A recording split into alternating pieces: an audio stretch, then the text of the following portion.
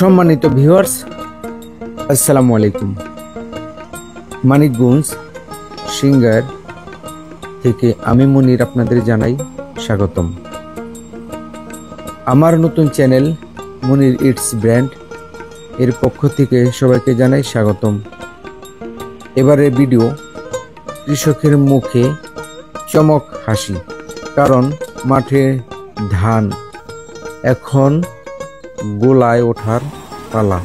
এত যত্ন করে রোদ বৃষ্টি পার করেও কৃষকের মনে মনে আনন্দের জোয়ার। তো দেখতেই পারতেছেন গাইস, চকের অনেক অনেক জায়গায় ধান কাটা শেষ হয়ে গেছে এবং ধান খেতে কৃষক ধান নিয়ে গেছে, ধান গাছটা খেতেই রেখে গেছে, কারণ আকাশে বৃষ্টি, আর দ্বিতীয় আবার বৃষ্টি নামলে আবার সমস্যা।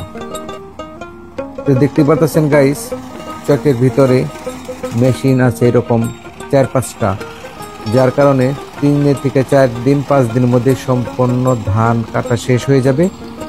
আর প্রত্যেকটা ক্ষেতে কিন্তু ধান পেকে দাঁড়িয়ে আছে, ধান পেকে শুয়ে গেছে। তো যেখানে ধান দাঁড়িয়ে আছে সেসব ধান কাটতে অনেক সুবিধা, আবার যেখানে ধান শুয়ে গেছে সেখানে ধান আপনার মেশিনের মুখে ধরাইতে অনেক অসুবিধা। তো যাই হোক দর্শক, আমি আপনাদের ধান বোনাই থেকে শুরু করে প্রত্যেকটা একটা ক্লিপ করে আপনাদের ভিডিও দিয়েছি। তো চলুন এখন আমরা কিছু মানুষের সাথে কথা বলি, যারা বিগত অনেক কষ্ট করে কাজ করেছেন তাদের সাথে কথা বলি। চলুন এবার। আসসালামু আলাইকুম ইসলাম ভাই, কি অবস্থা? তো এবার তো ফসলের কি অবস্থা? তাহলে ফসলের অবস্থা তো আল্লাহ ভালো দিছিল। বৃষ্টিতে তো আমরা ভয় পেয়ে গেছিলাম, তাহলে বৃষ্টিতে মনে হয় আমরা ফসল ঘরে পেতে পারবো না।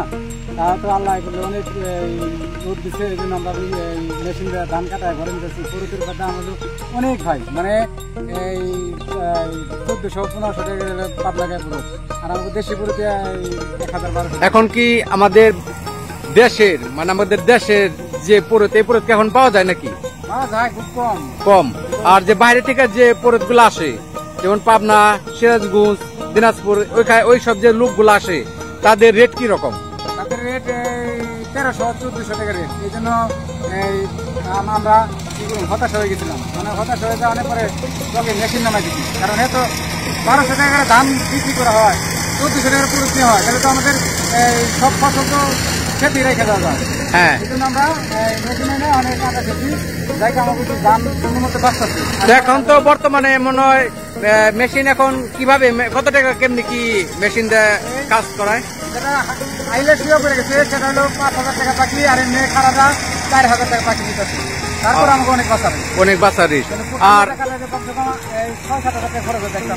বিগত 10-15 দিন তো ভালো বৃষ্টি হয়েছিল, তখন তো ধানের অবস্থা অনেক খারাপ ছিল, তাই না? অনেক খারাপ ছিল, মানে আমরা ভাইবা পারতেছিলাম আমরা যে ফসল আল্লাহ করলে ঘরে উঠে দিচ্ছি, তাতে আল্লাহ রহমত থেকে মনে করছে, মানে রোজগার দিচ্ছে, এই জন্য আমরা কাজে নিয়ে পারতেছি।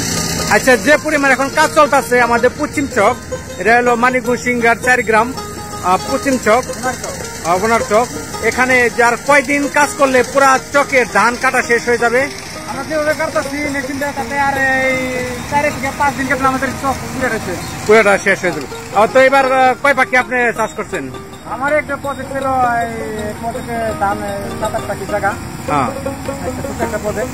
যাক আলহামদুলিল্লাহ। তো যাই হোক, তাহলে তো এবার আলহামদুলিল্লাহ ধান কেমন হচ্ছে? চিটার কিরকম হবে, আর এমনি ভালো ধানের কি পজিশন? মাঝখানে একটু করা যায়, মোটামুটি এবার ভালো হয়েছে আর কি, বললাম মোটামুটি চলে আর কি, বাজার দর। যাই হোক, একটু সাইড হন, কারণ সবাই তো পরিশ্রম করতেছে। তো হাসান ভাই, তো কি অবস্থা স্বাস্থ্য ভাই? ওয়ালাইকুম আসসালাম, ভালো আছেন? তো প্রবাস থেকে চলে আসছেন দেশে ঘোরার জন্য, ছুটিতে আসছেন। তো যাই হোক, তো এখন দেশের কাজ কাম কি অবস্থা তাহলে? ভাই আসি খুব জিমজিমের মধ্যে ভাই, মেশিন পাই না ধান কাটার মধ্যে। মেশিনে অনেক আসছে আজকে 2টা, অনেক কাটতে আসি চক প্রায় 1 পদ্ধতি, কিন্তু এর মধ্যে এক এক মেশিনের মধ্যে 5টা-6টা টাকা দালাল ভাই, এক একজনের মানে 5 টাকা বেশি পাইলে ভাই হেনেই যায়। এই চকের মধ্যে মেশিন আছে, সেই মেশিনও দালাল আছে, তার মানে শুধু প্রবাসে দালাল নাই, এমবাসিতে দালাল। মানে এখন গ্রামে চকে মাঠে নেমে গেছে দালাল। আচ্ছা ঠিক আছে, এটা বুঝলাম। তাহলে কি আমাদের যে এখন তো দেশে তো পুরত নাই, তাই না? মানে কামলা আমাদের গ্রামে কামলা নাই, বাইরের কামলা যে আছে যেগুলো আছে, হ্যাঁ, তো বাইরের দিকে যে কামলাগুলো আছে ওদের কেমন সিন্ডিকেট আছে নাকি?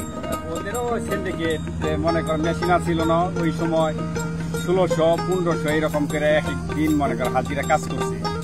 খাওয়া তো 3 বেলা। খাওয়া 3 বেলা। এখন তো মনে করি চকে ধান কাটাইলাম, মনে হয় আর এইরকম সিন্ডিকেট থাকবো না, সিন্ডিকেট ভেঙে দিলাম আর কি।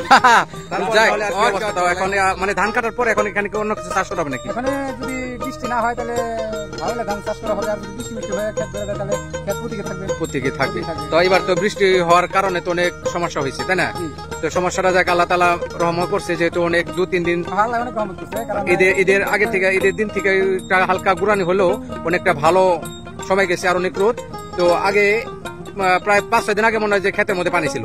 জি, এই খালটা পড়েছে আমাদের এখানে, খাল লাগে, খাল কাটার দরকার। সরকার অনেকবার পদ্ধতি নিল খাল কাটার জন্য, আর হইলো না। এই জন্য আমরা খালের পানি, বিলের পানি নামাই পাচ্ছি না। তারপর জনগণে ঘাস ঘুষ খাইতে একটু নামাই দিছে, এই জন্য আমাদের এই ক্ষেত্রে চকটা একটু বাতারিশ হয়েছে। তাছাড়া তো আমরা ধান কাটতে পারি না, 2 বছর কাটাই না, আমাদের পানি আছে ধান খেতে। ওকে, ধন্যবাদ ইসলাম ভাই। তো আপনি ভালো থাকবেন, আর প্রজেক্ট আপনি ভালো থাকবেন, ইনশাল্লাহ দোয়া করবেন। ওয়ালাইকুম আসসালাম।